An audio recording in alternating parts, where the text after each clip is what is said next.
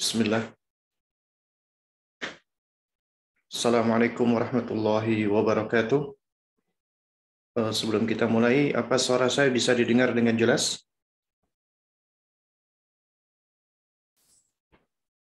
Jelas, Ustaz. Alhamdulillah. Nah, jelas ya, alhamdulillah. Baik, ini sudah pukul 9.30 ya di jam saya.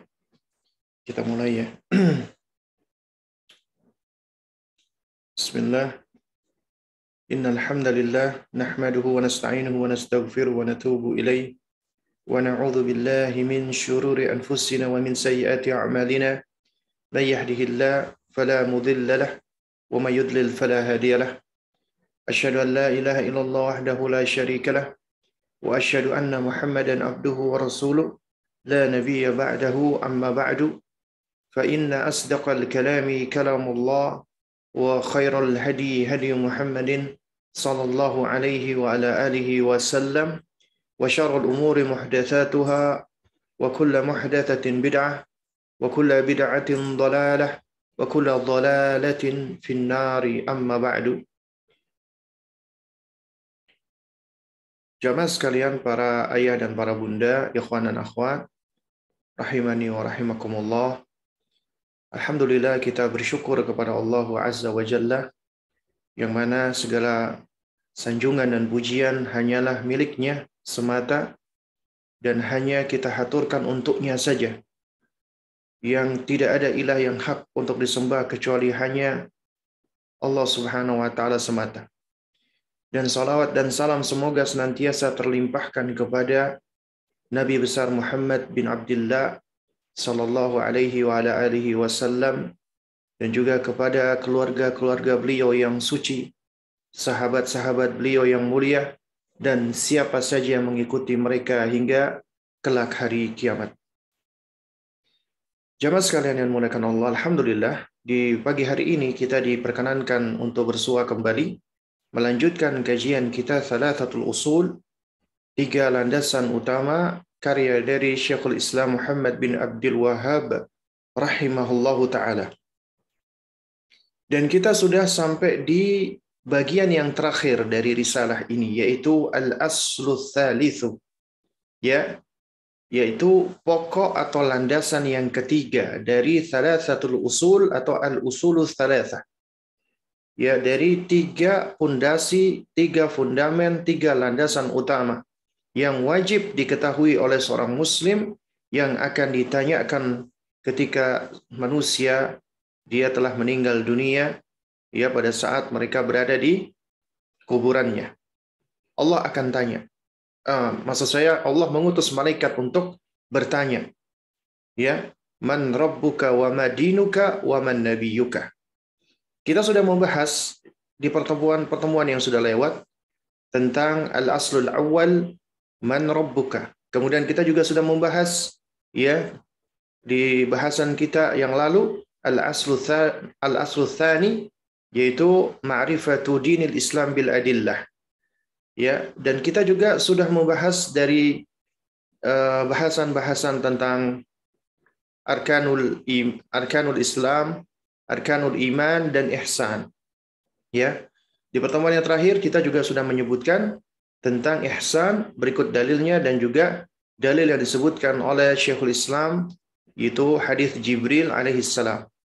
Dan kita sudah masuk di al-aslu tsalitsu, landasan yang ketiga, ya, yang wajib harus diketahui oleh setiap hamba, ya, setelah dia mengetahui Rabb-nya, tahu tentang agama, yang agama itu adalah satu-satunya yang diridhoi oleh Allah Subhanahu wa Ta'ala, maka yang ketiga adalah wajib bagi kita untuk mengenal Nabi kita yang mulia alaihi salatu wassalam. Ya, baik. Al-aslu tsalitsu, pokok yang ketiga, ma'rifatu nabiyyikum Muhammadin sallallahu alaihi wa ala alihi wasallam, yaitu mengenal Nabi Anda Muhammad, ya, sallallahu alaihi wasallam. Ya, siapa itu? Wa huwa Muhammadu ibnu Abdullah ibni Abdul Muttalib bin Hashim. Beliau adalah Muhammad bin Abdullah, bapaknya, bin Abdul Muttalib, kakeknya, bin Hashim, datuknya.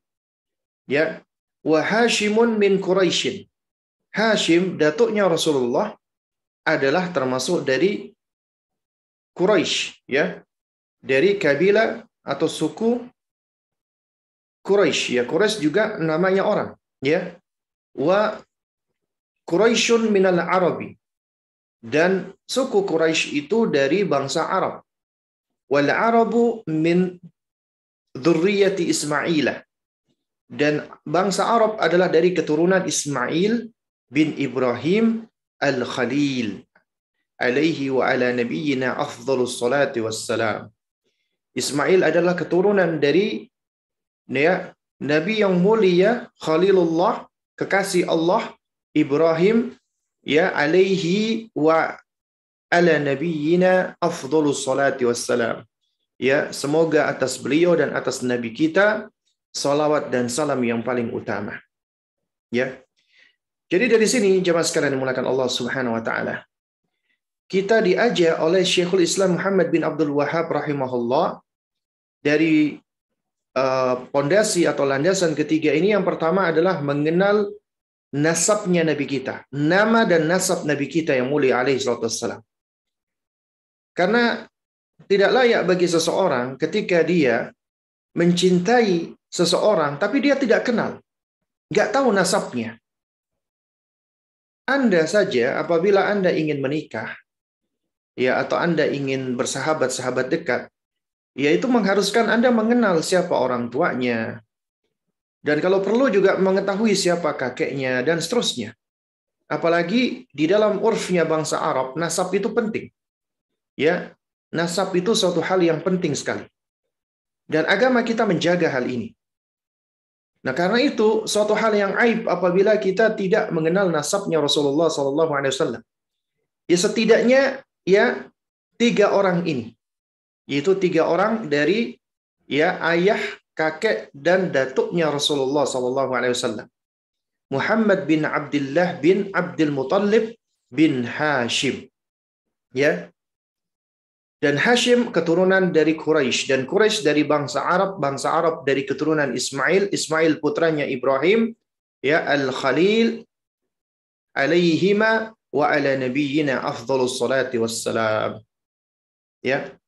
Nah, jadi di sini kita wajib tahu setidaknya ini setidaknya, paling sedikit minimalnya. Karena itu suatu hal yang baik apabila ketika Anda ingin mengenalkan tentang Nabi yang mulia alaihi salatu wassalam kepada anak Anda, talkinkan namanya. Ya. Sebutkan namanya secara lengkap. Jadi kalau perlu dalam beberapa kesempatan kita sebutkan, ya, kita ajarkan, kita talkinkan, Nabi kita adalah Nabi Muhammad bin Abdullah bin Abdul Muttalib bin Hashim. Ya. Kalau perlu diajarkan mereka untuk menghafal. Muhammad bin Abdullah bin Abdul Muttalib bin Hashim, wa Hashimun min Quraisyin wa Quraisyun min al-Arabi wal Arabu min dzurriyyati Ismail bin Ibrahim al-Khalil alaihi wa ala nabiyyina afdhalus salati wassalam. Ya. Kalau perlu diajarkan hal ini. Ya. Nah, jemaah sekalian dimulakan Allah Subhanahu wa taala, ya. Lalu kemudian qala al-muallifu rahimahullah, penulis berkata, walahu minal umuri 63 sanatan. Walahu, dan beliau yaitu Nabi kita yang mulia alaihi salatu wassalam, minal umuri, ya, beliau memiliki usia, ya, atau usia beliau, ya, apa? Ya, atau usia beliau, ya, adalah 63 sana, 63 tahun, ya, 63 tahun. Ya, jadi ini adalah pondasi yang kedua dari mengenal Rasulullah, mengetahui usia beliau. Setelah tahu nama dan nasabnya, kita harus tahu dong usia beliau itu sampai kapan, ya. Jadi beliau usianya hingga 63 tahun, ya. Nah, dan beliau dilahirkan di Makkah. Kemudian hijrah ke Madinah. Nanti ini kita akan disebutkan oleh Syekh, ya. Walahu minal umri 63 sanatan. Minha 40 qabla an-nubuwati wa 23 nabiyyan rasulan. Nah, di antara usia beliau itu 40 qabla an-nubuwah. Ya. Adalah usia beliau 40 tahun sebelum beliau diutus menjadi nabi. Sebelum nubuwah. Artinya beliau sebelum diangkat menjadi nabi hingga usia 40 tahun. Atau dengan kata lain, beliau diangkat menjadi nabi ya ketika di usia 40 tahun. Nah, ini bagian dari pengenalan kita tentang usia Nabi sallallahu alaihi wasallam. Ya. Usianya 63 tahun dan beliau diangkat menjadi nabi di usia 40 tahun. Ya. Nah, kemudian wa 23 nabiyyan rasulan. Kemudian selama 23 tahun dari usia beliau baru menjadi nabi dan rasul. Ya. Jadi selama 23 tahun beliau sebagai nabi dan rasul. Ya. Nah, di sini kita juga belajar sedikit tentang bilangan, hitungan matematika. Ya. Jadi kalau usia beliau 63 tahun, beliau diangkat menjadi nabi 40 tahun, berarti sisanya adalah usia beliau menjadi nabi dan rasul. Yaitu 23 tahun. Ya. Karena selisih dari panjangnya usia beliau 63, kemudian diangkat menjadi nabi 40, berarti sisa 23 tahun. Ya. Nah, ini seharusnya anak di usia 7 tahun itu sudah ngerti konsep bilangan seperti ini, ya. Itu penjumlahan dan pengurangan secara sederhana hendaknya sudah diajarkan kepada mereka. Kalau anak di bawah 7 tahun, ya setidaknya mereka sudah dikenalkan tentang angka dan berhitung 1, 2, 3 dan seterusnya. Kemudian dasar-dasarnya. Nah, jadi ini menunjukkan bahwasanya konsep berhitung, konsep bilangan itu suatu skill, life skill yang harus dimiliki oleh manusia. Ya, harus dimiliki oleh seorang hamba. Karena di antara ciri atau tanda tamyiz adalah dia harus sudah bisa berhitung, harus sudah bisa ya ngerti tentang bilangan. Karena kalau tidak sulit baginya untuk bisa melakukan sholat. Sholat ada yang 2 rakaat, 3 rakaat, 4 rakaat, ya. Jadi ini bagian yang penting bagi kita untuk mengajarkan mereka tentang bilangan dan tentang berhitung. Nah, lalu kemudian kita lanjutkan lagi, ya. Qala al-muallifu rahimahullahu taala, nubbi'a biiqra. Nubbi'a biiqra wa ursila bil muddathir. Ya. Nubbi'a biiqra wa ursila bil muddathir. Naam, baik. Kelewatan tadi ya. Jadi usia Nabi menjadi Nabi dan Rasul adalah 23 tahun. Nah, cuman yang perlu kita tambahkan juga di sini ya. Ini memang tidak disebutkan oleh Syekhul Islam Muhammad bin Abdul Wahhab rahimahullahu taala, yaitu dari 23 tahun usia beliau itu dibagi menjadi 2 fase. Fase Makkiyah dan fase Madaniyah. Artinya beliau berdakwah di Mekkah dan beliau berdakwah di Madinah. Di Mekkah 13 tahun, di Madinah 10 tahun. Ya, di Mekkah selama 13 tahun dan di Madinah selama 10 tahun. Dan di Mekkah itulah Nabi fokus berdakwah tauhid.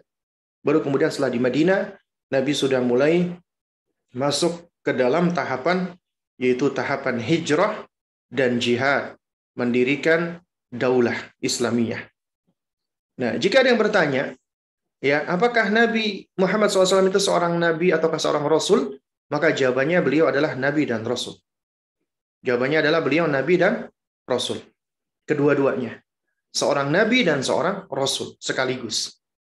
Nah, lalu kemudian Ya, di sini diterangkan tentang ya status beliau sebagai nabi dan rasul. Nubbi'a bi Iqra. Beliau diangkat menjadi nabi ya, yaitu dengan diturunkannya surat Iqra, yaitu Iqra bismi rabbikal ladzi khalaq. Ya, ketika ayat ini turun Iqra, maka dikala itulah ya baginda Nabi yang mulia alaihi wassalam diberikan nubuat oleh Allah Subhanahu wa taala. Ya, ketika Allah turunkan Iqra bismi rabbikal ladzi khalaq. Ya. Nah, lalu kemudian wa ursila bil muddathir, ya. Wa ursila, jadi ini diangkat menjadi nabi, adapun wa ursila diutus sebagai rasul, ya, bil muddathir. Ketika Allah menurunkan surat Al-Muddathir. Ya ayyuhal ya muddathir, ya. Wahai orang-orang yang orang-orang yang berselimut, ya. Kum fa'andir. Bangunlah dan berikanlah peringatan, ya. Wa rabbaka fakabbir. Dan terhadap Rabbmu maka agungkanlah, bertakbirlah, ya, agungkanlah Rabbmu. Wa thiyabaka fatahhir, dan pakaianmu bersihkan, sucikan, ya.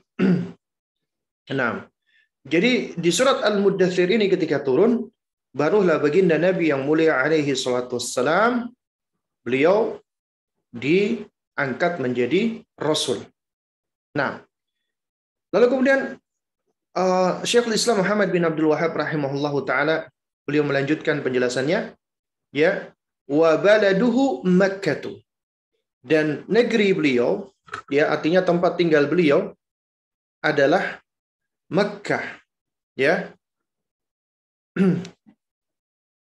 Ba'athahu Allahu bin nadharati 'anil syirki, ya. Artinya ba'athahu Allahu, Allah mengutus beliau, ya.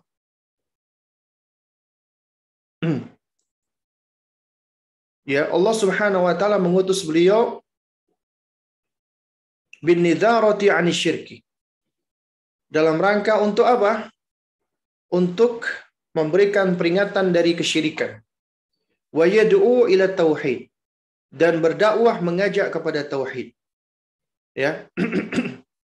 Jadi inilah dakwahnya Rasulullah. Allah utus untuk memperingatkan dari syirik dan mengajak kepada tauhid, ya. Nah, jadi di sini ada beberapa poin-poin penting, ya, dari penjelasannya Syekhul Islam tentang mengenal Rasulullah. Pertama apa tadi? Mengenal nasabnya beliau. Yang kedua, mengenal usianya beliau. Ya. Dan dari usia beliau ini, ya, kita harus mengenal berikutnya adalah Nabi diangkat menjadi nabi itu di usia 40 tahun, ya. Lalu kemudian dari setelah diangkat menjadi nabi dan rasul, berarti sisa beliau adalah usia selama 23 tahun. 13 tahun beliau di Mekah, 10 tahun beliau di Madinah, ya. Nah, lalu kemudian poin berikutnya adalah Nabi diangkat menjadi nabi itu dengan diturunkannya surat Iqra bismi rabbikal ladzi khalaq, diangkat menjadi rasul dengan firman Allah, ya ayyuhal muddathir, ya. Wahai orang-orang yang berselimut. Wahai orang yang berselimut, ya. Afwan, bukan orang-orang. Wahai orang yang berselimut. Maksudnya seruan kepada Nabi yang mulia alaihi salatu wassalam. Lalu kemudian setelah itu harus mengenal tentang kelahiran beliau, negeri beliau. Negeri beliau adalah di Mekkah tinggalnya. Kemudian beliau hijrah ke Madinah. Baru setelah itu ajarkan bahwasanya misinya Rasulullah SAW diutus adalah untuk apa? Untuk memperingatkan dari syirik dan mengajak kepada tauhid. Apa dalilnya? Wa dalilu qauluhu ta'ala. Dalilnya adalah firman Allah Subhanahu wa taala, ya ayyuhal muddathir, wahai orang-orang yang berselimut, kum fa'anzir, ya, bangunlah lalu berikanlah peringatan. Nah, inilah, ya, nidharah, berikanlah peringatan, ya. Ya, wa rabbaka fakabbir, dan agungkanlah Rabbmu. Nah, ini artinya mengajak kepada tauhid. Hanya kepada Allah lah engkau agungkan. Ya. Bangunlah, berikanlah peringatan dari kesyirikan. Ya. wa rabbaka fakabbir. Ya. Dan kepada Rabbmu hendaklah engkau bertakbir, engkau mengagungkan Allah Subhanahu wa taala, wa thiyabaka fatahhir. Dan pakaianmu bersihkan, sucikan, ya. Warrujza fahjur. Adapun berhala-berhala, ya, yaitu yang najis itu, maka tinggalkanlah, ya. Tinggalkanlah, ya, wala tamnun tastakthir. Ya. Nah, dan janganlah kamu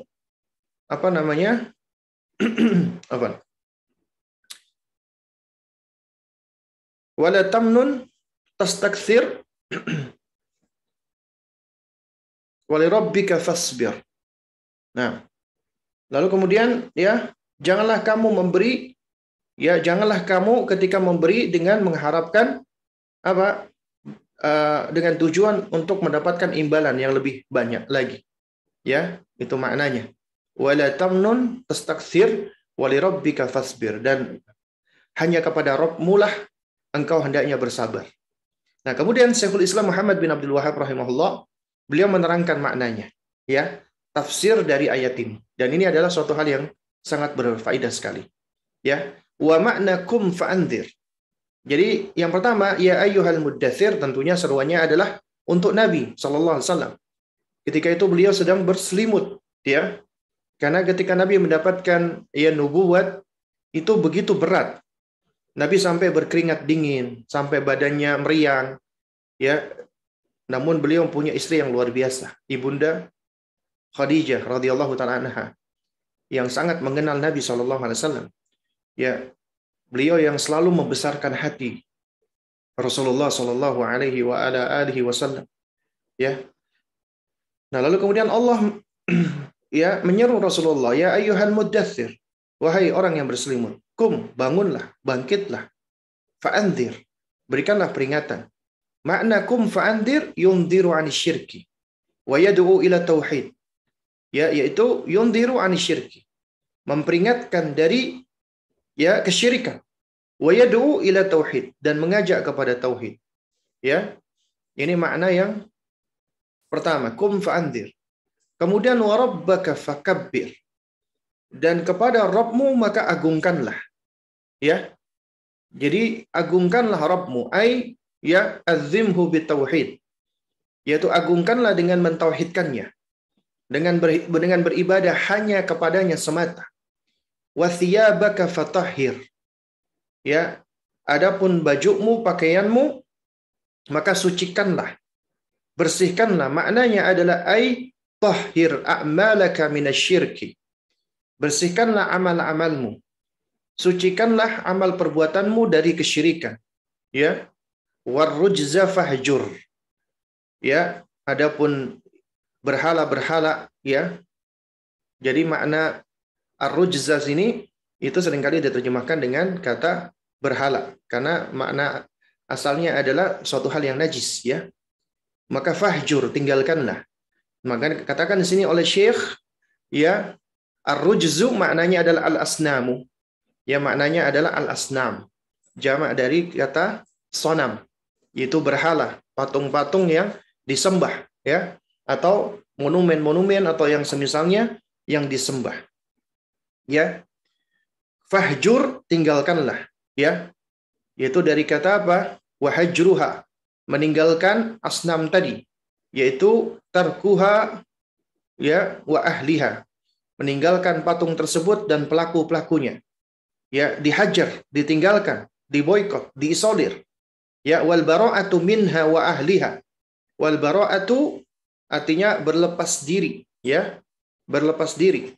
Minha, dari asnam, dari berhala tersebut, dan ahliha, dan pelakunya. Nah, di sini kita perhatikan. Jadi makna, ya, meninggalkan berhala, ya, meninggalkan berhala di sini kata Syekh adalah dilakukan dengan, ya, pertama tinggalkan berhala tersebut dan pelakunya. Ya, jadi tinggalkan. Nah, meninggalkan ini itu biasanya meninggalkan tentunya lebih cenderung ke secara fisik, ya, secara zahir. Kemudian baru wal bara'atu minha wa ahliha. berlepas diri. Nah, berlepas diri ini sesuatu yang lebih detail lagi, yaitu kita berlepas diri, ya. Kita barok darinya, membencinya. Nah, ini melibatkan amalan hati, ya, membenci dari berhala-berhala tersebut dan pelakunya, ya. Kemudian wa adawatuha wa ahliha. Kemudian yang ketiga adalah wa adawatuha, memusuhinya, ya, memusuhi, yaitu berhala-berhala tersebut dan pelakunya. Kemudian wa firaquha wa ahliha, ya, wa firaquha wa ahliha, yaitu artinya adalah firaq. Firaq itu artinya berpisah, ya, yaitu kita nggak mau dekat-dekat, berpisah darinya dan pelakunya. Nah, jadi dari sini kita bisa lihat maknanya, ya, warrajza fahjur, dan adapun berhala-berhala yang najis itu maka tinggalkanlah, artinya tinggalkan berhala dan pelakunya. Benci dan berlepas diri darinya dan pelakunya. Musuhi berhala tersebut dan pelakunya, dan firaq, ya, itu berpisah darinya, ya. Nah, jadi ini adalah suatu hal yang penting yang harus kita ketahui. Nah, jamaah sekalian dimuliakan Allah Subhanahu wa taala, ya. Lalu kemudian kita lanjutkan lagi, ya. Qala al-muallifu rahimahullahu taala, ya. Nah,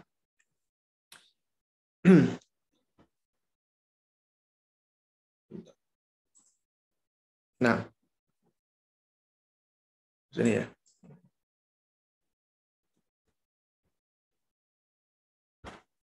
Akhadha ala hadha asyra sinina yad'u ila tauhid, ya. Maknanya akhadha, Nabi mengambil atau Nabi mengemban, melaksanakan ala hadha, yaitu perintah-perintah ini, perintah-perintah tadi yang Allah sebutkan di dalam surat Al-Muddathir tadi. Apa itu?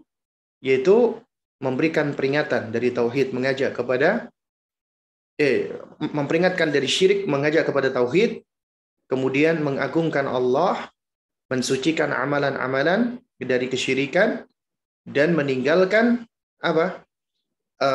berhala-berhala tadi, berlepas diri darinya, ya. Nabi SAW melakukan hal ini, ya. Akhadha ala hadha asyara sinin, ya. Nabi SAW melakukan ini semua selama 10 tahun. Yad'u ila tauhid, mengajak kepada tauhid, ya. Wa ba'dal ashri urija bihi ila sama'.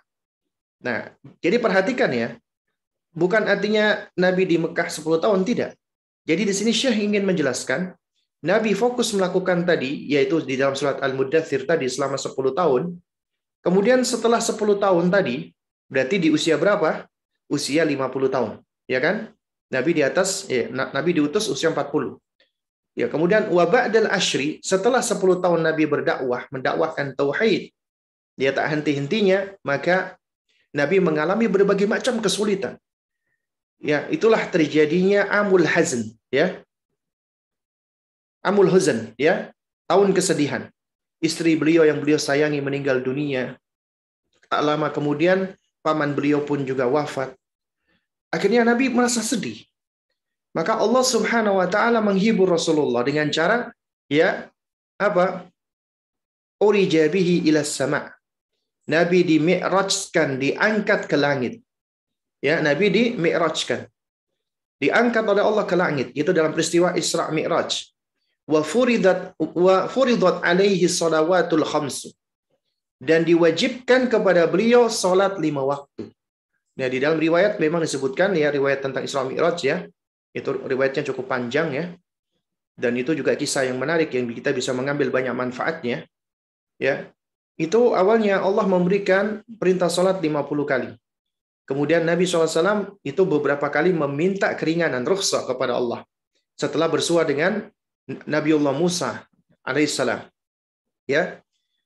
Nah, jadi mulai diperintahkan salat itu adalah ketika Nabi sudah dimi'rajkan, ya. Ya. Nah, jadi dimi'rajkannya Nabi itu adalah pada tahun ke-10 ba'da nubuwah, ya. Wa shalla fi Makkah 3 sinin. Kemudian Nabi SAW baru setelah itu sholat di Mekah selama 3 tahun. Nah, jadi totalnya berapa? 10 tambah 3, 13 tahun. Nabi di Mekah. Tapi selama Nabi sebelum dimi'rajkan, ya, ketika itu ya memang sudah ada sholat. Cuman sholatnya adalah tidak seperti ya sholat setelah dimi'rajkan, yaitu sholat 5 waktu. Nah, baru setelah itu Nabi sholat di Mekah selama 3 tahun. Wa ba'daha umira bil hijrati ilal Madinah. Baru kemudian setelah itu Nabi diperintahkan hijrah ke Madinah. Nah, tinggal di Madinah hingga beliau ya menjelang wafatnya, ya. Karena setelah itu beliau akan menaklukkan Mekah di dalam Fathu Makkah dan beliau wafat di usia 63 tahun. Nah, jadi jamaah sekalian yang muliakan Allah Subhanahu wa taala, ya. Di sini ya di dalam poin-poin ini ya ada beberapa hal penting yang perlu kita ketahui, yaitu berkaitan dengan al-aslu tsalits, landasan yang ketiga, yaitu tentang ma'rifatun Nabi sallallahu alaihi wasallam, mengenal Rasulullah, mengenal Nabi kita. Gak mungkin seseorang itu dia bisa mencintai Rasulullah kalau nggak mengenal Nabi SAW, nggak membaca sejarahnya. Ya sulit bagi seseorang bisa mencintai. Karena yang namanya kecintaan itu semakin subur dan kuat setelah pengenalan. Setelah semakin mengenal. Dan siapapun manusia selama akalnya masih sehat, fitrahnya masih lurus, ketika membaca sejarahnya Nabi, pasti akan mencinta Nabi. Takjub dengan Nabi, kagum dengan Nabi, pasti. Karena di dalam sejarahnya Nabi itu mengandung mukjizat atas kehidupan beliau. Ya. Nah, jamaah sekalian muliakan Allah. Dari al-aslu tsalits ini ada beberapa poin yang perlu kita pahami, ya. Dan juga penting bagi kita untuk bisa kita ajarkan kepada anak-anak kita. Yang pertama, mengenal Nabi harus mengenal nasabnya. Ya. Dan nasab Nabi adalah nasab yang paling mulia. Ya, meskipun karena nasab inilah Yahudi tidak mau menerima dakwah beliau. Karena ternyata tidak berasal dari keturunan Israel, tidak berasal dari keturunan Yakub, tidak berasal dari keturunan ya apa namanya dari ini ya dari keturunan Israel, ya. Nah, sehingga mereka pun nggak terima gitu, ya. Karena ternyata Nabi terakhir meskipun ciri-cirinya mereka dapati di dalam kitab mereka, ya, namun karena tidak berasal dari keturunan Israel, maka mereka tolak. Kenapa? Karena mereka adalah kaum yang sangat fanatik, ya, yang sangat ta'assub, ya, dengan nasab mereka. Padahal Nabi SAW itu juga memiliki nasab yang mulia. Karena beliau adalah keturunan dari suku Hashim, dari suku Quraisy. Ya, Hashim dari Quraisy. Sementara Quraisy itu adalah keturunan dari bangsa Arab. Bangsa Arab adalah keturunan dari Ismail, ya. Nah, sementara Nabiullah Ibrahim alaihissalam punya 2 putra, Ismail dan Ishak. Nah, memang yang paling banyak dari keturunan Ishak inilah yang menjadi para nabi dan rasul. Di antaranya anak Ishak, Yakub, itulah yang disebut dengan Israel. Ya, dari keturunan Bani Ishak, ya, yaitu ke Yakub, baru kemudian banyak para nabi dan rasul setelah itu. Adapun dari keturunan Ismail, ya, itu maka lahirlah bangsa Arab namanya, ya. Nah, dan dari keturunan Ismail inilah Allah muliakan dengan Allah tentukan sebagai nabi pamungkas, nabi terakhir. Tidak ada lagi nabi setelahnya. Ya. Nah, dari sini kita bisa tahu bahwasanya nasabnya Rasulullah itu adalah nasab yang sampai kepada Khalilullah Nabiullah Ibrahim alaihissalam. Ya. Nah, lalu kemudian setelah kita tahu nasabnya, kita tahu usianya beliau. tempat kelahirannya beliau. Ya. Dan juga kita tahu tentang tentang di usia berapa beliau diangkat menjadi nabi dan rasul, ya. Itu poin yang kedua. Jadi beliau berusia 63 tahun. Lahir di Mekkah. Hijrah di Madinah. Diangkat menjadi nabi dan rasul di usia 40 tahun. Ya, dakwah di Mekkah selama 13 tahun. 10 tahun beliau berdakwah tauhid, ya. Yaitu beliau mengajak sebagaimana surat Al-Muddathir. Kemudian di tahun ke-10 ba'da nubuwah beliau dimi'rajkan dan mendapatkan perintah salat. Baru kemudian beliau salat di Mekkah selama 3 tahun. Kemudian beliau hijrah ke Madinah, ya. Lalu kemudian beliau tinggal di Madinah selama 10 tahun. Ya, ini di antara poin-poin penting. Ya.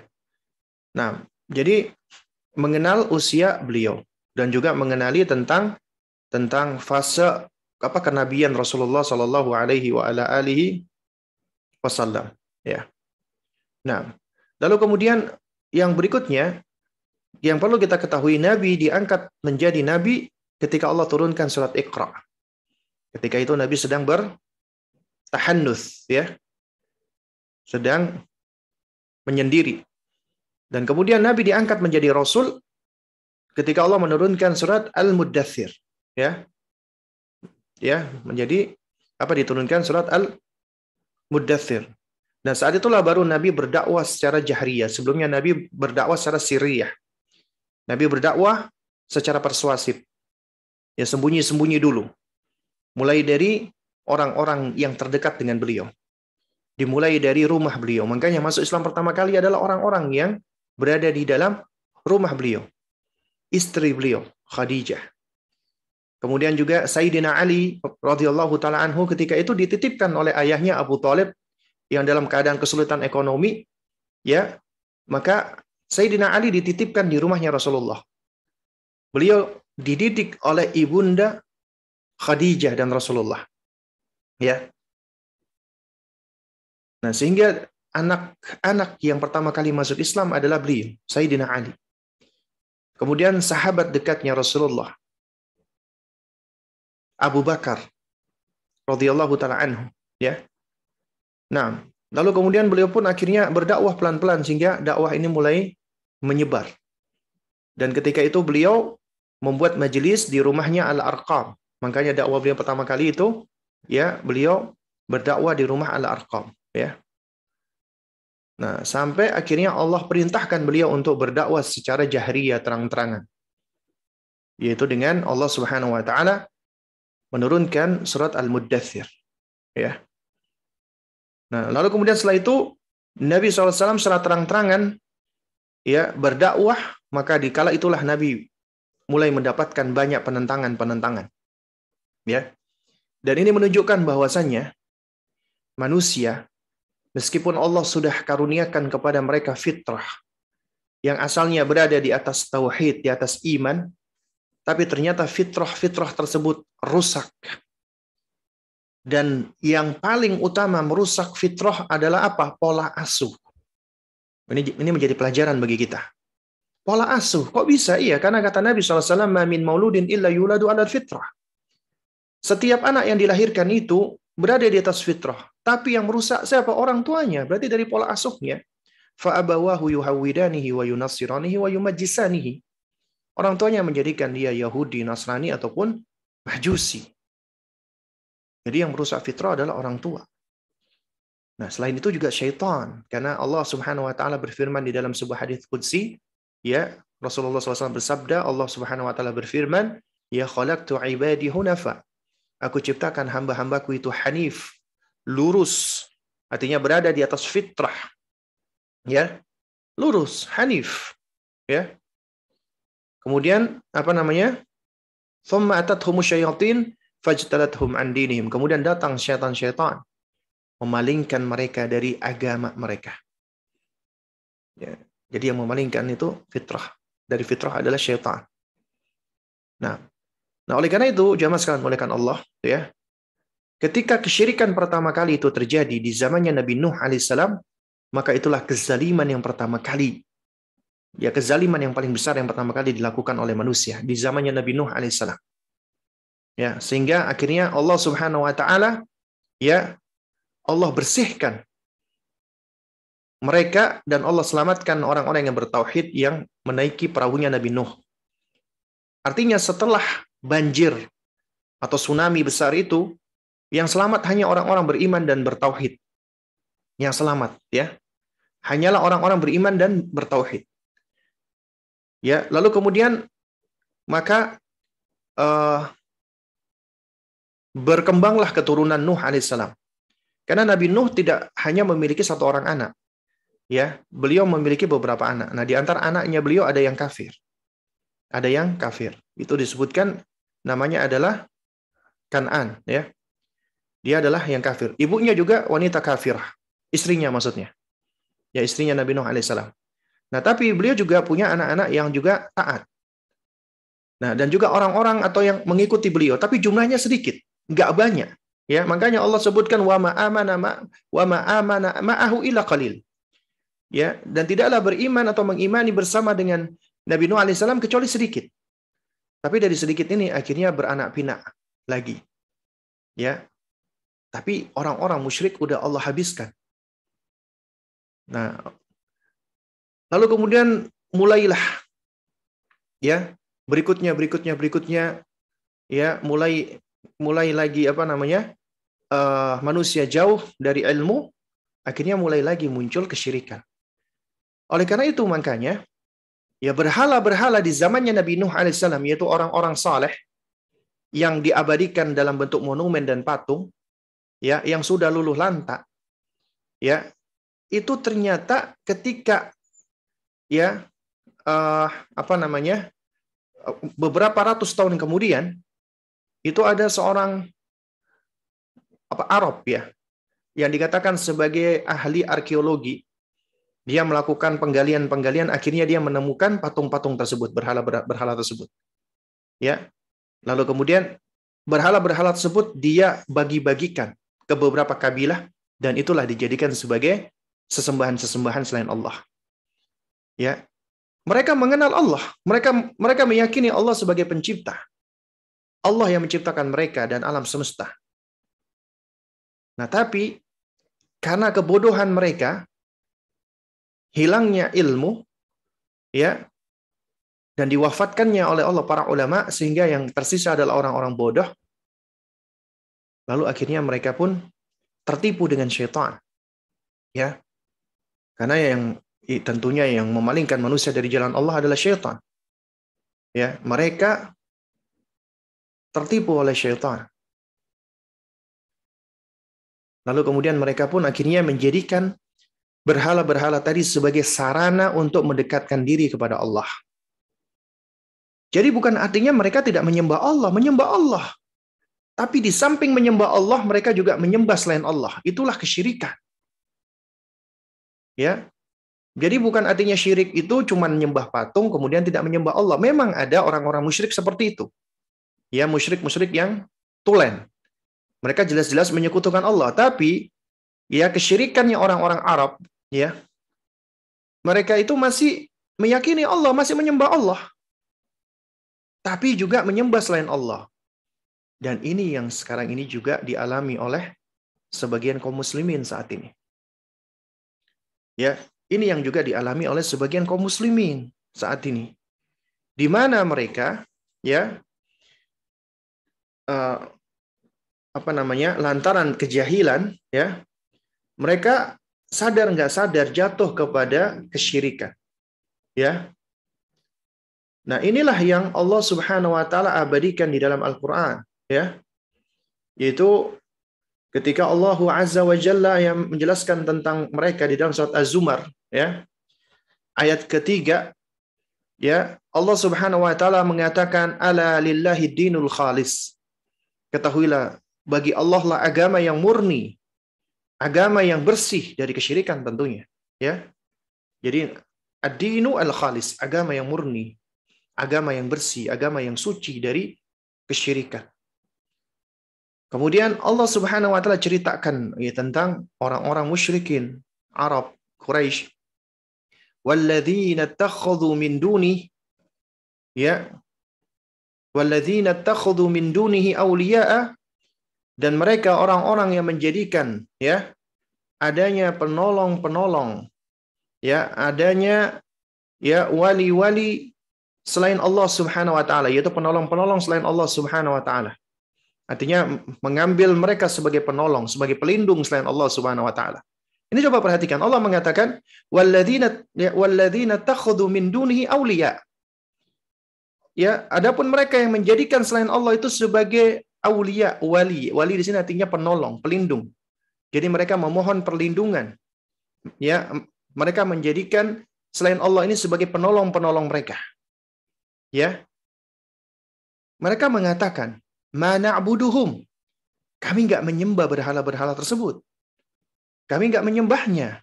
Ini perhatikan.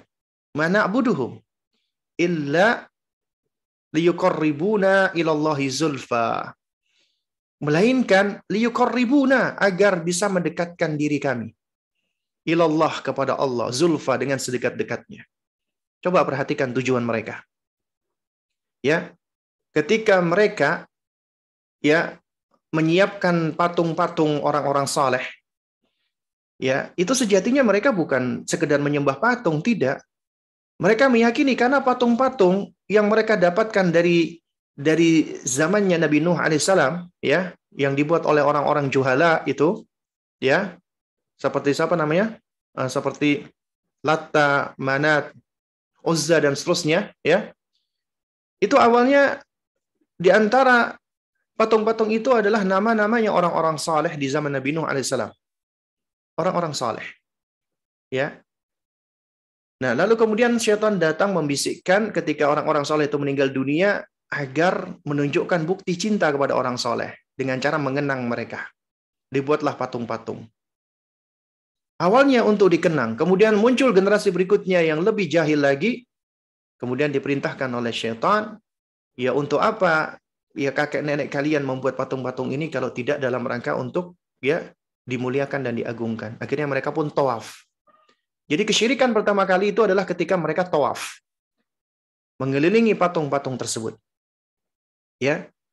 Tapi mereka masih menyembah Allah, meminta kepada Allah sekaligus meminta kepada patung-patung tersebut, dan mereka jadikan patung itu sebagai sarana, wasilah untuk mendekatkan diri kepada Allah. Sebagaimana Allah sebutkan di sini yang dialami oleh orang-orang musyrikin Quraisy, "Ma na'buduhum," kami enggak menyembah mereka kok, "illa liyuqarribuna ilallahi zulfa," melainkan untuk mendekatkan diri kami kepada Allah dengan sedekat-dekatnya. "Innallaha yahkumu bainahum ya fima hum fihi yakhtalifun.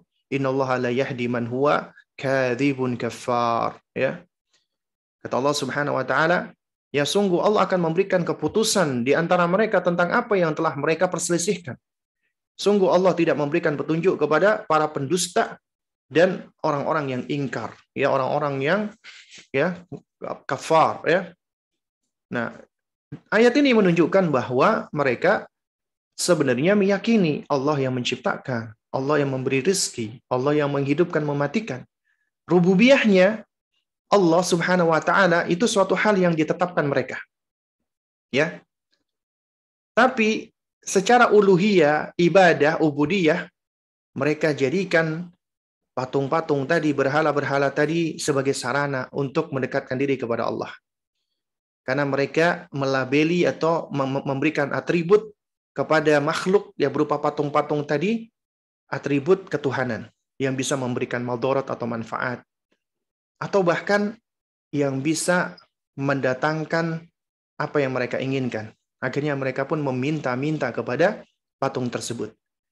Dan apa bedanya dengan sebagian orang di zaman sekarang? Ketika mereka datang ke kuburan-kuburan atau di tempat-tempat yang dikeramatkan, kemudian mereka pun menyeru-nyeru, "Ya Badawi, ya Abdul Qadir Jailani, atau ya fulan wa fulan." Ya, mereka sebut-sebut, ya. Lalu kemudian mereka pun meminta-minta dan memohon-mohon. Ya. Maka jatuhlah mereka kepada kesyirikan. Karena mereka telah menduakan, mentigakan, bahkan lebih daripada itu, dan menyamakan kepada selain Allah Subhanahu wa taala. dari makhluk-makhluknya. Itulah kezaliman yang besar. Tapi memang ada musyrik tulen yang tidak menyembah Allah, nggak kenal dengan Allah, fitrahnya benar-benar hancur dan rusak. Ya, adapun orang-orang Nasara, mereka juga meyakini bahwasanya pencipta langit dan bumi itu adalah Tuhan Bapa, Allah. Ya, tapi mereka jatuh kepada kesesatan menetapkan sesuatu tanpa ilmu. Mereka mengikuti ajaran-ajaran orang-orang yang merusak agama mereka. Di antaranya Saul atau Paulus yang mendatangkan keyakinan Trinitas. Ya, bahwasanya Allah memiliki anak. Atau Allah itu adalah Yesus itu sendiri, Isa itu sendiri. Atau Tuhan itu adalah di antara 3 oknum. Ya, Tuhan Bapa, Tuhan Anak, dan Ruhul Kudus. Bahkan sebagian sekte dari Nasrani itu mengatakan Tuhan Bapa, Tuhan Anak, dan siapa? Maria, Bunda Maria. Ya. Nah, dari situlah baru kita tahu nih bahwasanya Allah murka dengan mereka. Ya, yang menetapkan bagi Allah Subhanahu wa taala sesuatu yang nyaris ya langit itu pecah karenanya. Dikatakan Allah memiliki anak. Adapun Yahudi, kalau kita lihat Yahudi itu sebenarnya mereka tidak jatuh kepada kesyirikan. Ya. Umumnya mereka tidak jatuh kepada kesyirikan. Mereka tidak menyekutukan Allah. Mereka meminta hanya kepada Allah Subhanahu wa taala. Tapi kenapa Allah murka kepada mereka al-maghdub dan mereka dikatakan kafir? Ya dikarenakan kesombongan mereka, punya ilmu tapi nggak mau menerima kebenaran, nggak mau mengamalkan dan nggak mau mempraktekannya. Ya, makanya mereka menjadi kaum yang dimurkai Allah Subhanahu wa taala. Meskipun mereka itu ya sebagian besar dari mereka yang menjalankan agama mereka sesuai dengan kitab mereka itu mentauhidkan Allah. Ya. Itu mentauhidkan Allah. Tapi ternyata mereka itu ya gemar mengajarkan kekeliruan-kekeliruan dan kesesatan-kesesatan. Ya, khususnya kepada selain mereka. Nah, karena itu di antara yang gemar mengajarkan untuk mengagungkan kuburan-kuburan mereka Yahudi dan diikuti oleh Nasara. Makanya Rasulullah SAW itu ketika sakit menjelang wafatnya, Nabi pernah bergumam, ya, la'anallahu 'alal yahud wan nasara. La'anallahu 'alal yahud wan nasara. Nabi mengucapkan berulang-ulang, semoga Allah melaknat Yahudi dan Nasrani. Semoga Allah melaknat Yahudi dan Nasrani. Kenapa? Ittakhadhu qubur anbiya'ihim masajid. Karena mereka telah menjadikan kuburan-kuburan para nabi mereka seperti masjid-masjid. Nah, ini penyakit. Ya, mulai dari mereka ahlul kitab. Itu mereka terlalu mengkultuskan ya orang-orang yang mereka muliakan melebihi daripada kapasitasnya. Makanya kita nggak boleh terlalu berlebihan di dalam memuji Rasulullah. Kita wajib mencintai Rasulullah. Kita wajib memuliakan beliau. Tapi nggak boleh berlebihan. Makanya Nabi sendiri ya sudah mewanti-wanti. Ya, la tuturuni, janganlah kalian itu berlebih-lebihan memuji aku, mengkultuskan aku. Ya, sebagaimana orang-orang Nasrani itu mengkultuskan Isa ibnu Maryam. Ya, itu nasihat Nabi, wanti-wanti Nabi. Karena akan ada dari umat beliau yang berlebih-lebihan kepada Nabi. Ya. Bahkan ada yang seakan-akan menjadikan Nabi itu ya memiliki atribut-atribut ketuhanan seperti mengetahui perkara ghaib, mengetahui apa yang ada di Lauhil Mahfuz. Kemudian juga Nabi bisa memberikan manfaat, menolak madarat. Kemudian orang-orang meminta-minta kepada Rasulullah, ya, dan seterusnya. Ya, ini suatu hal yang sudah dikhawatirkan oleh Rasulullah Sallallahu Alaihi Wasallam akan adanya mereka-mereka yang seperti ini.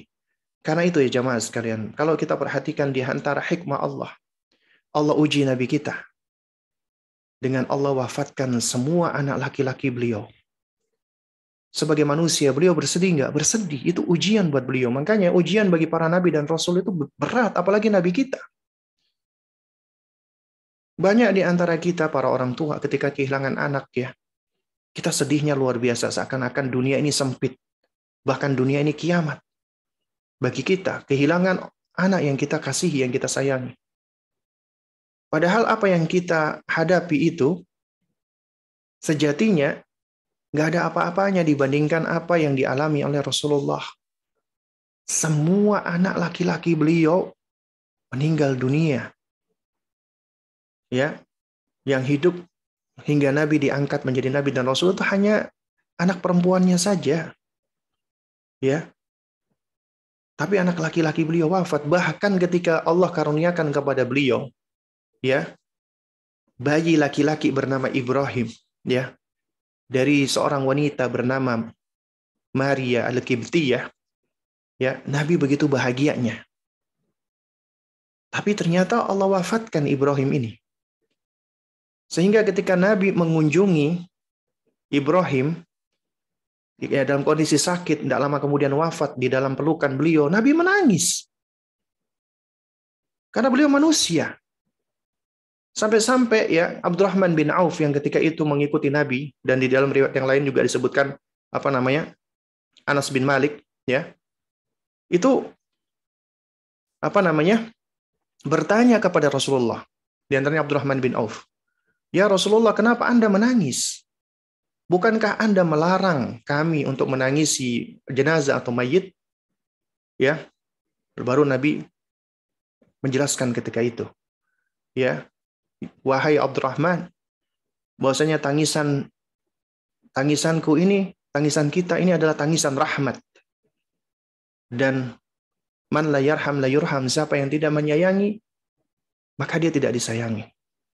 Baru Nabi terangkan bahwasanya yang dilarang adalah meratapi mayit, berteriak-teriak, meraung-raung, merobek-robek pakaian. Nah, itu yang diharamkan. Adapun menangis, siapa di antara kita yang nggak punya emosi? Nabi aja menangis. Kita boleh nangis.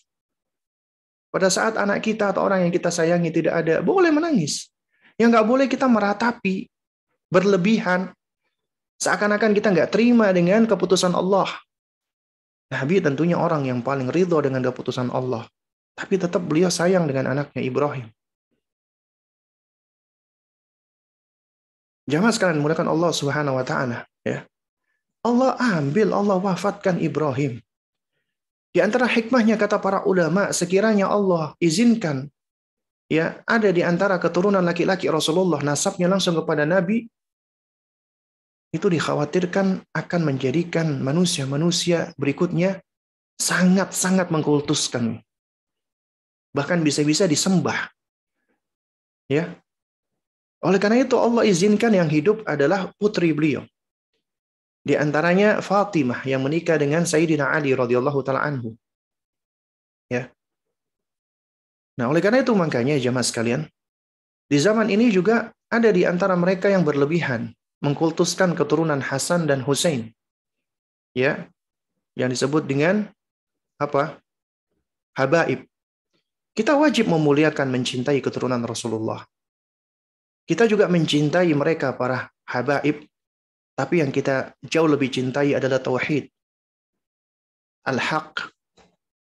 Karenanya apabila ada habib yang mentauhidkan Allah, maka kita mencintai mereka.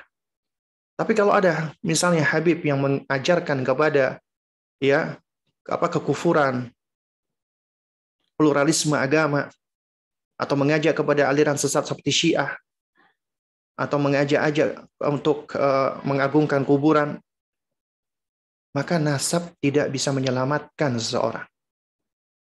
Ya, memang nasab yang sampai kepada ibunda Fatimah radhiyallahu taala anha mulia, tapi nggak ada jaminan. Ya, karena nasab tidak bisa menyelamatkan seseorang. Sebagaimana anaknya Nabi Nuh tidak serta-merta karena bapaknya adalah seorang nabi, akhirnya dia pun akan selamat. Ya. Nah, oleh karena itu makanya jamaah sekalian, ya, kita tetap harus memuliakan orang-orang saleh. Juga kita harus memuliakan orang-orang yang memiliki nasab yang mulia. Ketika nasab itu sampainya kepada ya orang-orang yang mulia tadi, ya, di antaranya sampai kepada Sayyidina Ali. Nah, kita juga harus tahu itu juga ada yang dari mereka yang juga nasabnya sampai kepada sahabat-sahabat Nabi yang lainnya. Nah, tapi itu tidak mengajarkan kita untuk fanatik dengan mereka, mengkultuskan mereka, bertabarruk kepada mereka, mencari berkahnya mereka. Ya, sampai-sampai seakan-akan tubuh mereka itu penuh dengan berkah. Jadi diciumi dan lain sebagainya. Itu berlebihan, kultus. Ya. Itu adalah sangat berlebihan sekali. Ya.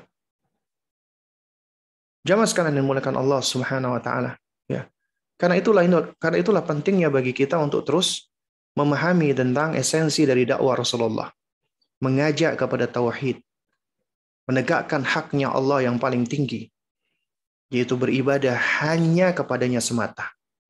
Tidak menyekutukan Allah dengan sesuatu apapun di dalam segala hal.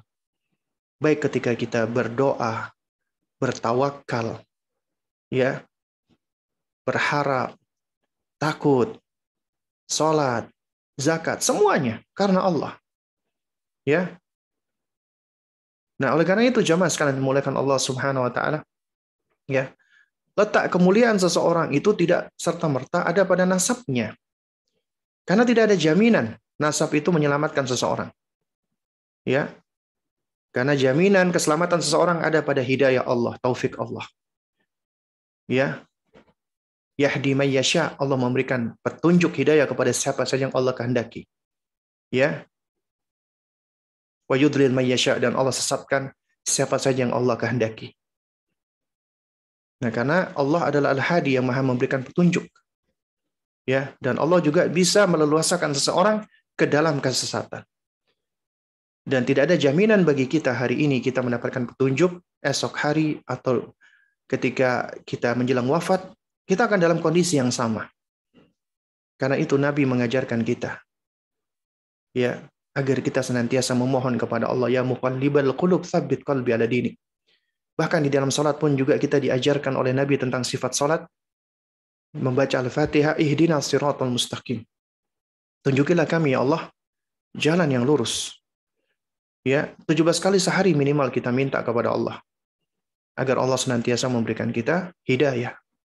Agar kita senantiasa oleh Allah Subhanahu wa taala ya dipelihara dan dijaga agar senantiasa berada di atas jalan yang lurus. Dan Allah terangkan jalan yang lurus itu adalah apa? Siratal ladzina an'amta 'alaihim. Ya, jalannya orang-orang yang Allah berikan nikmat, yang Engkau berikan nikmat, ya, kepada mereka, ya. Nah, dan tentunya kita tahu ya jamaah sekalian, ya. Siapa yang Allah paling banyak berikan nikmat, ya, yaitu tentunya adalah nikmat hidayah, nikmat taufik, ya. Ya. Sebagaimana Allah sebutkan dalam surat An-Nisa ayat ke-69, ya. Allah mengatakan wa may yuti'illaha war rasulah. Siapa yang menaati Allah dan Rasulnya, faulaika, maka mereka itulah, nih perhatikan, ma'alladzina an'amallahu alaihim, maka mereka akan bersama dengan orang-orang yang mereka berikan nikmat kepada mereka. Siapa yang Allah berikan nikmat? Allah terangkan minan nabiyina was-siddiqina wasyuhada'i was-salihin. Dari para nabi, orang-orang siddiq, para syuhada dan orang-orang saleh. Ya, wa hasuna ulaika rafiqa. Dan mereka itulah sahabat yang paling baik. Ya.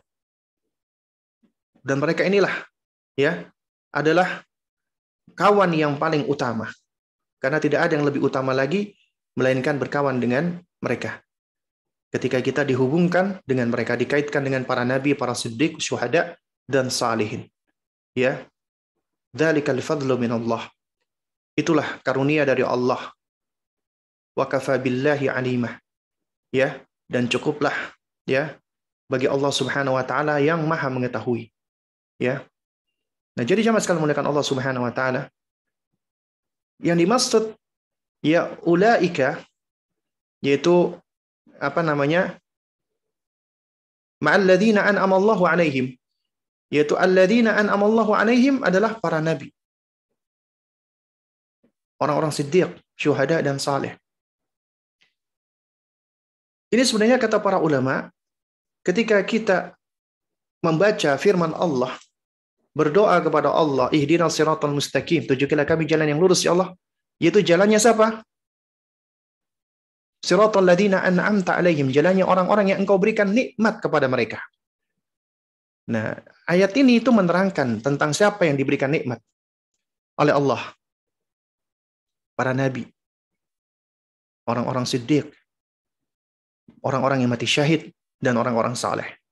Pertanyaannya adalah, ya, an-nabiyyin jelas para nabi. Nabi terakhir adalah nabi kita. As-siddiq adalah para sahabat Nabi, adalah mereka yang paling siddiq. Bahkan yang paling dekat dengan Nabi digelari dengan As-Siddiq. Abu Bakar As-Siddiq. Lalu kemudian siapa yang syahid pertama kali? Para sahabat Nabi ridwanullah alaihim ajmain. Siapa yang paling saleh pertama kali dan lebih saleh daripada kita? Para sahabat Nabi ridwanullah alaihim ajmain. Karena itu seakan-akan kita meminta kepada Allah untuk Allah memberikan kita petunjuk jalannya para sahabat, jalannya Nabi dan para sahabat. Karena mereka adalah orang yang Allah berikan karunia dan nikmat. Dan perhatikan, nikmat dan karunia di sini bukanlah nikmat dunia, bukan harta, bukan istana, bukan kemewahan, ya. Karena mereka tidak bergelimang di dalam kemewahan. Bahkan mereka diuji dengan kemiskinan, kesusahan. Tapi ternyata mereka adalah orang-orang yang Allah berikan nikmat. Karena nikmat yang sebenarnya adalah nikmatul hidayah, nikmatul huda. Karena boleh jadi seseorang dia tidak memiliki apapun di dunia ini, tapi selama dia memiliki Allah, Allah akan jadikan hatinya penuh dengan qanaah. Ya, karena dia sadar di dunia ini cuma sementara, karena nanti Allah akan balas itu semua dengan kekayaan yang sebenarnya ketika Allah masukkan dia ke dalam jannahnya, Allah masukkan dia ke dalam surganya Allah Subhanahu wa taala. Nah, jadi jamaah sekalian dimuliakan Allah Subhanahu wa taala, ya. Di antara dalil mengikuti manhajnya para sahabat, para salaf, ya doa ini. Ya, ihdinas siratal mustaqim, siratal ladzina an'amta alaihim, ghairil maghdubi alaihim waladdallin. Bukan jalannya orang-orang yang dimurkai Allah dan bukan jalannya orang-orang yang sesat. Para ulama menerangkan al-maghdub, mereka adalah orang-orang yang berilmu tapi nggak mau mengamalkan ilmunya. Allah murka Yahudi. Adapun orang-orang tersesat nggak punya ilmu tapi semangat beramal, akhirnya sesat. Adh-dhalin, orang-orang Nasrani. Ya. Jadi dari sini kita bisa ngambil pelajaran, jalan yang lurus adalah jalan orang yang menghimpun antara ilmu dan amal. Ilmu dan amal, ilmu dan amal. Gak cuman berilmu, gak mau beramal, akhirnya Allah murka. Gak cuman beramal tanpa ilmu, akhirnya tersesat. Makanya coba kita perhatikan ketika Nabi SAW memberikan wasiat kepada sahabat-sahabatnya. Ya, man ya'ish minkum ba'di fasayara ikhtilafan katsira. Ya, siapa di antara kalian yang masih hidup semeninggalku nanti, kalian akan melihat perpecahan yang banyak, perselisihan yang banyak. Lalu Nabi berikan solusi. Apa solusinya? Agar kita tidak terikut dengan perpecahan dan perselisihan tersebut. Fa'alaikum bisunnati wa sunnati al-khulafa ar-rashidin al-mahdiyyin. Ikutilah sunnahku dan sunnahnya para khalifah yang rasyid lagi mahdi. Addu alaiha, gigitlah sunnah tersebut. Allah jadikan ya sunnahnya Nabi dengan sunnahnya para khulafa ar-rasyidin satu. Karena kenapa? Nabi tidak mengatakan addu alaihimah, gigitlah keduanya, tidak, tapi gigitlah sunnah tersebut. Seakan-akan sunnahnya para khulafa ar-rasyidin itu adalah sunnah yang satu dengan sunnahnya Nabi. Dan kalau kita perhatikan kata Syekh Utsaimin, makna ar-rasyid wal mahdi itu sebenarnya sangat erat kaitannya dengan bahasan kita tadi tentang al-maghdhub wadh-dhalin. Ar-rasyid, mereka adalah orang-orang yang ketika mengetahui kebenaran, tahu ilmunya, mereka segera mengamalkan. Mereka segera mempraktekkan. Segera mengikuti kebenaran. Ya, mereka adalah orang-orang yang ya'riful haqqa wa yattabi'uh. Tahu kebenaran langsung diikuti. Itulah orang-orang yang rasyid. Orang-orang yang lurus. Tahu kebenaran dan langsung diikuti. Ya. Nah, lawannya apa? Lawannya adalah orang-orang yang ghawi. Yaitu mereka yang tahu kebenaran tapi enggan untuk mengikuti. Tahu ilmunya nggak mau mengamalkan. Nah, itulah ciri khasnya siapa? Yahudi. Allah murkai. Adapun Al-Mahdi, Allah berikan mereka petunjuk, Allah berikan mereka hidayah, yaitu adalah orang-orang yang Allah Subhanahu wa taala, mereka Allah berikan ilmu dan kemudian mereka mengamalkannya. Makanya mereka disebut dengan Al-Mahdi. Lawannya adalah Ad-Dhal. Orang-orang yang tersesat. Ad-Dhalin. Orang-orang yang tersesat. Kenapa? Mereka semangat beramal tapi nggak punya ilmu. Makanya dari sini ya, Fadilatul Syekh ya Ali Hasan Al-Halabi rahimahullahu taala, beliau pernah menerangkan bahwasanya hidayah itu ada dua macam. Hidayatu ilal ilmi wa hidayatu ilal amali. Hidayah kepada ilmu dan hidayah kepada amal. Ketika kita meminta hidayah kepada Allah, di antaranya ihdinas siratal mustaqim, kita meminta kedua hidayah ini. Hidayah ilmu dan hidayah amal. Ilmu yang benar dan bermanfaat, amal yang diterima oleh Allah Subhanahu wa taala, amal saleh. Nah, sementara orang Yahudi Allah berikan hidayah kepada ilmu tapi tidak Allah berikan hidayah amal. Orang Nasrani Allah berikan hidayah amal tapi Allah tidak berikan hidayah ilmu. Dan alhamdulillah kita bersyukur kepada Allah karena ketika Allah jadikan kita muslim, ya Allah berikan kita hidayah kepada ilmu dan amal. Ya, ilmu dan amal.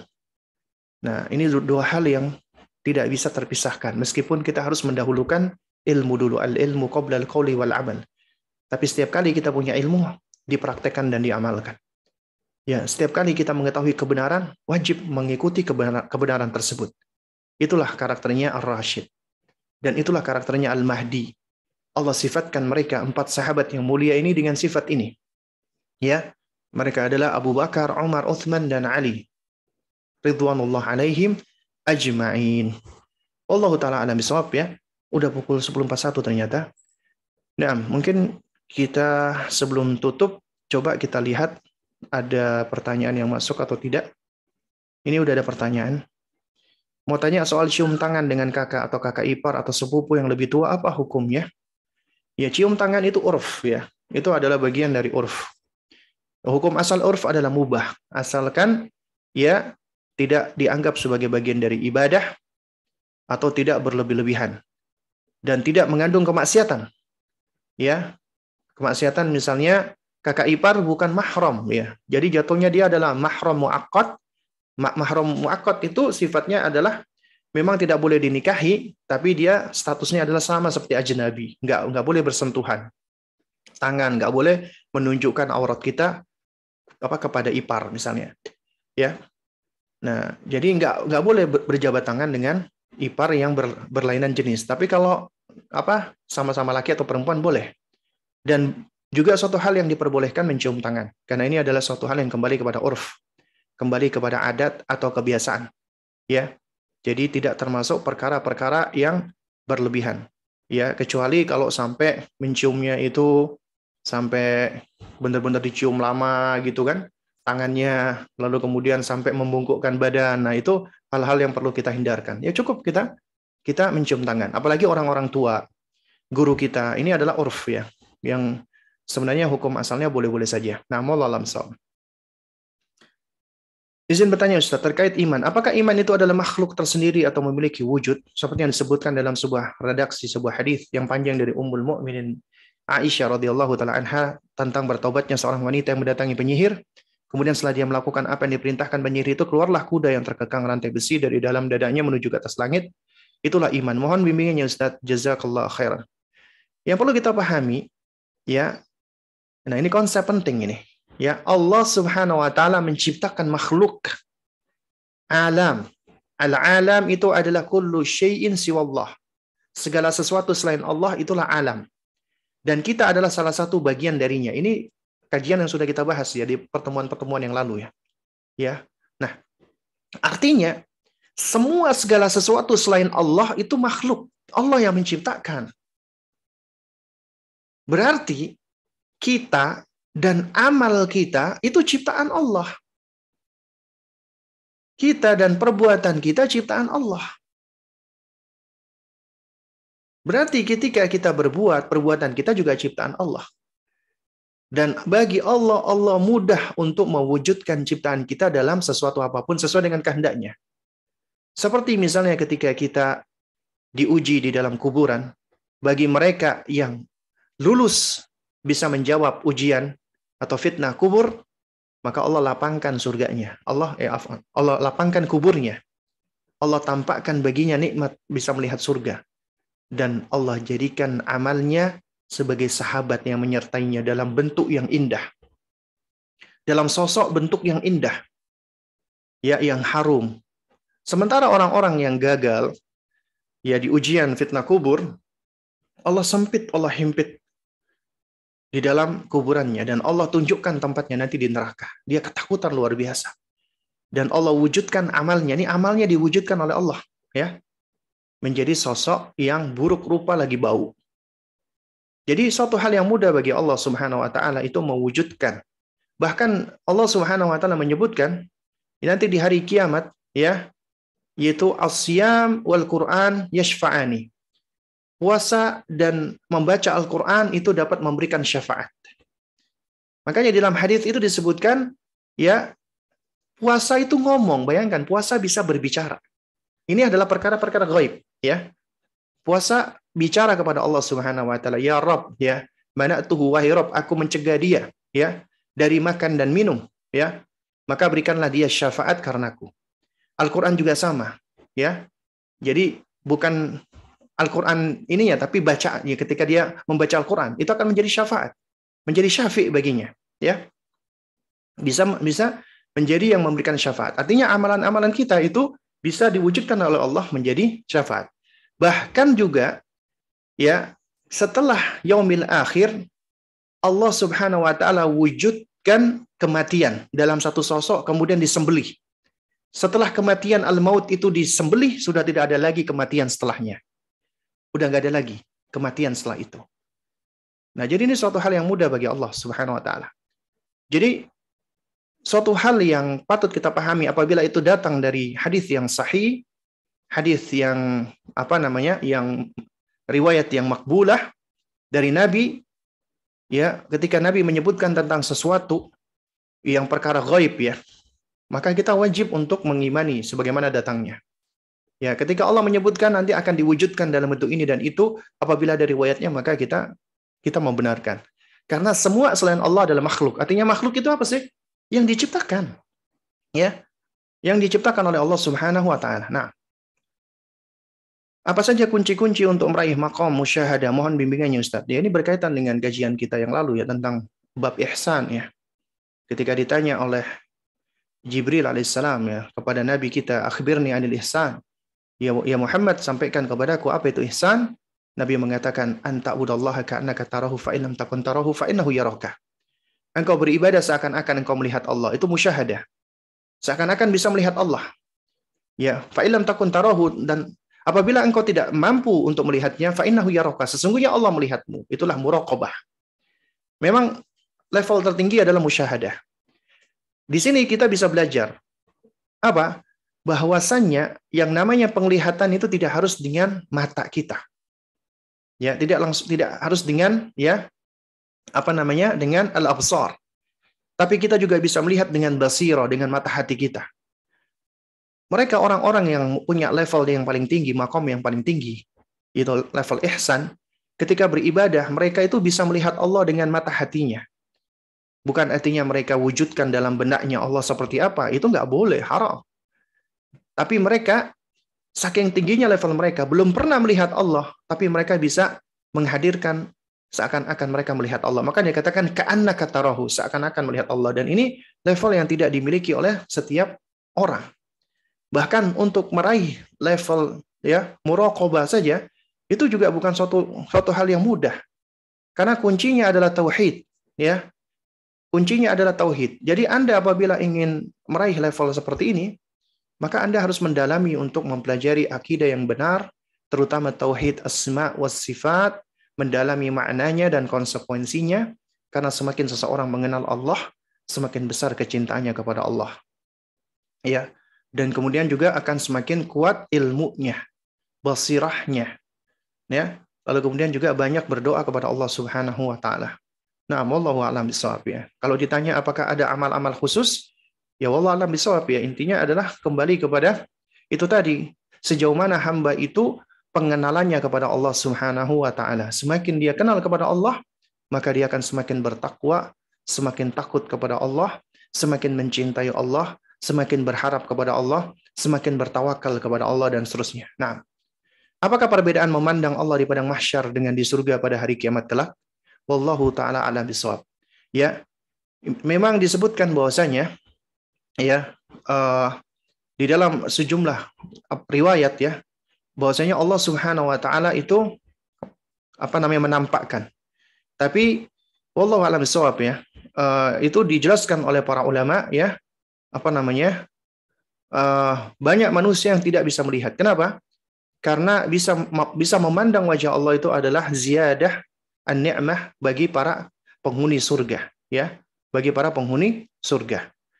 Nah, cuman di dalam riwayat yang lain itu disebutkan dalam beberapa hadis ya, di antaranya hadis ya, misalnya contohnya thalathun la yukallimuhumullahu fi yaumil qiyamah wa la yanzuru ilaihim wa la yuzakkihim wa lahum adzabun alim. Ada 3 macam orang yang tidak diajak bicara oleh Allah di hari kiamat. Artinya dia nggak diajak bicara oleh Allah di hari kiamat. Tidak dipandang oleh Allah, tidak dilihat oleh Allah. Tidak disucikan oleh Allah dan baginya azab yang pedih. Ya, di antaranya adalah siapa? Al-musbilu, orang yang menjulurkan pakaiannya di bawah mata kaki bagi laki-laki.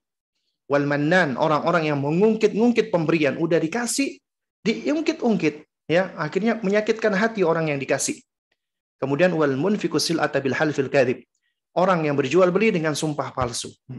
Barangnya jelek, sumpah demi Allah ini bagus. Sumpah demi Allah ini ori, padahal KW. Ya, itu mereka di hari kiamat nggak akan dilihat oleh Allah. Nggak akan diajak bicara oleh Allah. Nggak akan disucikan oleh Allah. Baginya azab yang pedih. Nah, di riwayat ini menunjukkan bahwasanya apa? Bahwasanya ya, orang-orang di padang mahsyar itu sebagian besar itu akan dipandang oleh Allah dan akan diajak bicara oleh Allah Subhanahu wa taala. Adapun memandang Allah di padang mahsyar, wallahu taala a'lam bishawab, ya, bahwasanya ya pendapat yang lebih muktabar adalah Allah azza wa jalla wajahnya bisa dipandang bagi ahlul jannah. Artinya semua manusia tidak bisa memandang, karena memandang wajah Allah adalah nikmat yang besar. Nah, berarti ya, kalau seandainya Allah udah dipandang di padang mahsyar, berarti manusia itu semuanya sudah mendapatkan nikmat. Nah, oleh karena itu para ulama menerangkan ya, bahwasanya itu manusia masih belum mampu untuk memandang Allah Subhanahu wa taala. Wallahu taala alam bissawab ya. Saat ini terdapat berita ada pemuda dari Lahore, Pakistan yang menurut beliau nasabnya sampai kepada Rasulullah dan menyampaikan bahwa bertemu dengan Allah dalam mimpi sebanyak 500 kali dan bertemu dengan Rasulullah sebanyak 300 kali, dan terakhir ini menisbatkan dirinya sebagai the upcoming Imam Mahdi karena seringnya mendapat petunjuk dari mimpi. Apakah seorang yang mengetahui bahwa dia itu adalah Imam Mahdi? Apakah seseorang mengetahui bahwa dia itu Imam Mahdi? Bagaimana kita menyikapi hal ini, Ustaz? Ya, sikapi dengan ya seperti biasa, berita-berita hoax, berita-berita yang nggak benar banyak sekali berseliweran, banyak yang mengklaim, banyak yang bercerita, banyak yang ini dan itu. Nggak usah kita hiraukan seperti ini, ya, karena Allah pasti akan menggerakkan orang-orang beriman ketika memang benar Imam Mahdi itu sudah keluar, ya. Jadi orang-orang beriman akan tahu, akan kenal. Adapun berita-berita di dunia maya, di media sosial, berita ini dan itu betapa banyak orang sudah dikatakan Imam Mahdi, apalagi para pecinta konspirasi, apalagi orang-orang yang senang dengan ya berita-berita akhir zaman, dikaitkan sana, dikaitkan sini. Ya. Dan ini ironinya banyak yang senang. Ya, anak-anak muda senang, apalagi ada ustadz yang bercerita bahwasanya ya eh, kerajaannya iblis itu ada di segitiga Bermuda, dan mereka sekarang iblis sudah berpartner dengan Dajjal. Dajjal sudah keluar ya dari pulau, kemudian menuju ke segitiga Bermuda. Sekarang sedang berada di kerajaan iblis. Kemudian sekarang iblis sedang memantau manusia dengan UFO katanya. Mas, pokoknya banyak cerita-cerita aneh-aneh seperti itu. Lalu kemudian juga ada juga katanya ustadz ya, doktor ya, yang nggak suka dengan dakwah tauhid ya, bahkan seringkali mencela para ulama ahli hadis seperti Syekh Al-Albani rahimahullahu taala. Tapi ya, ketika mengkritisi Syekh Albani itu kelihatannya wah, modelnya seperti ilmiah, kelihatannya menampakkan keilmiahan. Tapi ketika bercerita hal-hal yang tidak ada sanadnya, itu luar biasa. Nanti katanya di akhir zaman, manusia itu akan berperang. Orang-orang yang punya keahlian dari para wali itu perangnya nggak pakai tank, nggak pakai panah. Itu orang-orang kelas-kelas biasa. Para wali itu akan berperang itu terbang sana, terbang sini. Itu seperti itu. Dan dipercaya seperti itu. Padahal nggak ada riwayatnya, nggak ada dalilnya. Ya, cerita-cerita seperti itu. Ya. Lalu kemudian dianggap bahwasanya ya ada wali majdhub ya, orang-orang yang kehilangan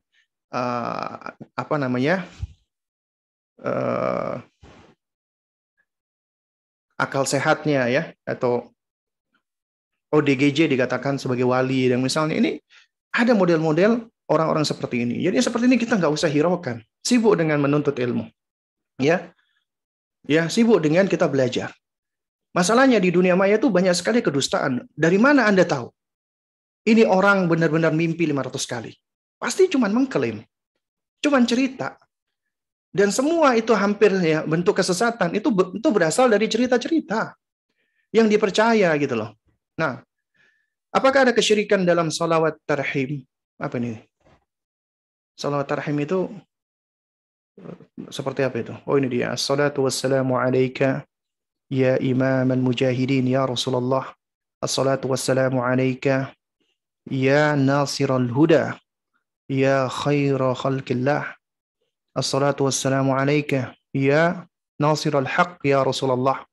Assalatu wassalamu alaika ya man asra bika wahayminu laylan ya nilta ma nilta wal anamu jauh banget niyamu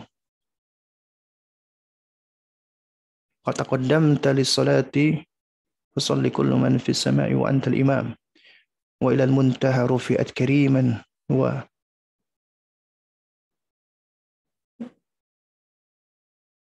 sami'ta nida'an 'alaika as-salam ya karamal akhlaq ya Rasulullah sallallahu alaihi wa ala alihi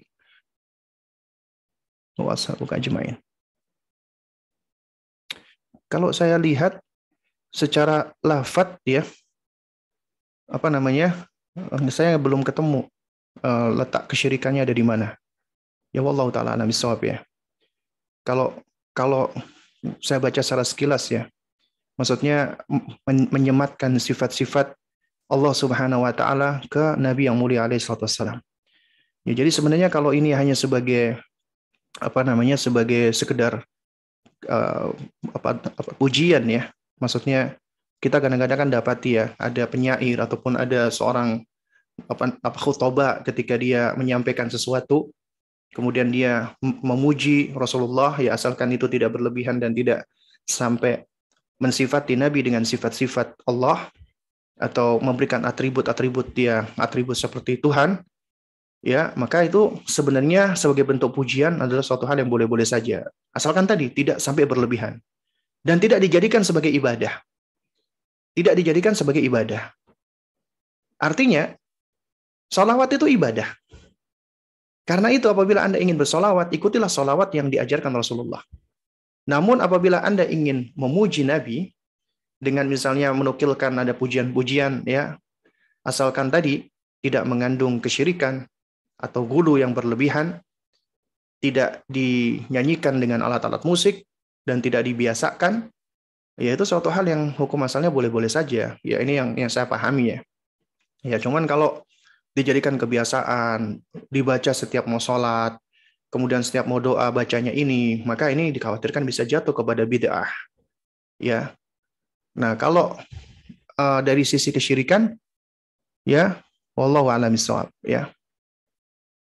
Nah, jadi saya belum ketemu di mana uh, letak bentuk kesyirikannya ya. Kalau yang ditanya itu ya, apakah ada kesyirikan, ya. Dan ini kok saya seperti nggak asing ya dengan ini ya, ucapan ini sepertinya ini adalah bacaan yang seringkali dibaca di beberapa musola atau masjid ya. Apa khususnya ketika saya masih di Palu waktu itu ya. Itu dibaca setiap kali menjelang subuh atau menjelang maghrib nih, ya. Biasanya seperti itu. Nah, ya.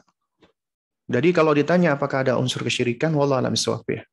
Dari sependek ilmu saya, pengetahuan saya, ketika membaca lafadznya belum saya dapatkan ada lafadz kesyirikan di sini ya. Kecuali nanti kalau memang ada yang tahu atau ada yang bisa melihat secara detail ya bisa disampaikan. Nah, wallahu taala alam bishawab ya, mungkin ini bisa saya sampaikan di kesempatan kita pada siang hari ini ya, dari pagi menjelang siang. Mudah-mudahan yang sedikit ini bisa memberikan manfaat. Kurang lebihnya saya mohon maaf apabila ada hal-hal yang kurang berkenan. Kita tutup dengan kafaratul majlis. Subhanakallahumma wa bihamdik asyhadu an la ilaha illa anta astaghfiruka wa atubu ilaik. Assalamualaikum warahmatullahi wabarakatuh.